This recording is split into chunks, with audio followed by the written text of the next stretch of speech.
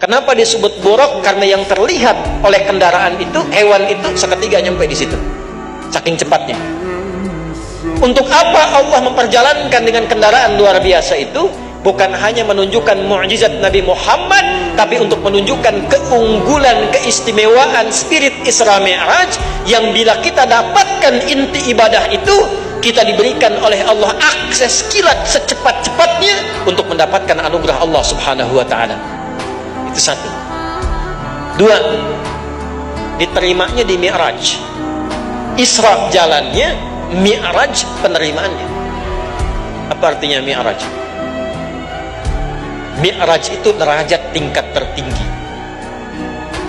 Bukan hanya ingin menunjukkan tempat, Bu, Pak, tapi orang yang menunaikan hasil Isra Mi'raj ini, saya cepat sampaikan intinya sholat, yang bisa menunaikan inti Isra Mi'raj ini, Allah akan angkat derajatnya ke tempat tertinggi. Saking tingginya ketika Nabi nyampe ke tempat itu, Nabi katakan, perhatikan kalimatnya, disambut oleh Allah. Beliau kemudian mengatakan, at-tahiyyatu lillah was-salawatu wat-tayyibah. Di versi lain, at-tahiyyatul mubarakatus salawatut tayyibatu. Ada 9 lafaz. Maka Allah jawab, assalamu alayka ayyuhan nabi wa rahmatullah. Nabi jawab lagi, ya Allah, jangan saya saja yang diberi rahmat, jangan malaikat saja. Saya pengen siapapun umatku yang mengikuti aku dengan ibadah ini mendapatkan rahmat darimu ya Allah, seperti aku diberikan saat ini. Maka Nabi jawab, assalamu alayna wa ala ibadillahi Itu kalau kita paham sampai ke situ, begitu menunaikan sholat, cara sholat kita beda. Karena orang yang sampai pada kalimat itu, apa yang dia dapatkan? Allah akan angkat ke tempat tertinggi yang belum pernah dia rasakan sebelumnya. 2, 3. Perhatikan baik-baik.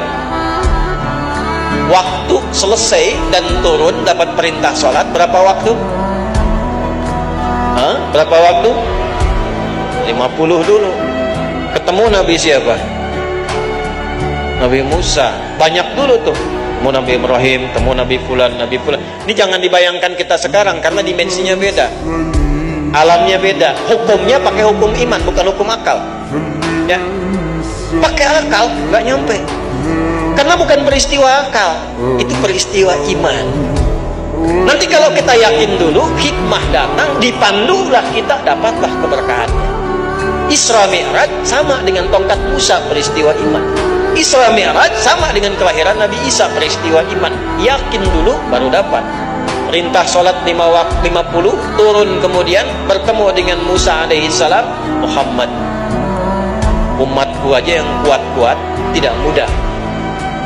Mintalah kepada Allah kurangi. Umatku yang kuat-kuat sholat tidak mudah. Artinya umat Nabi Musa sholat tidak? Nabi Musa sholat tidak?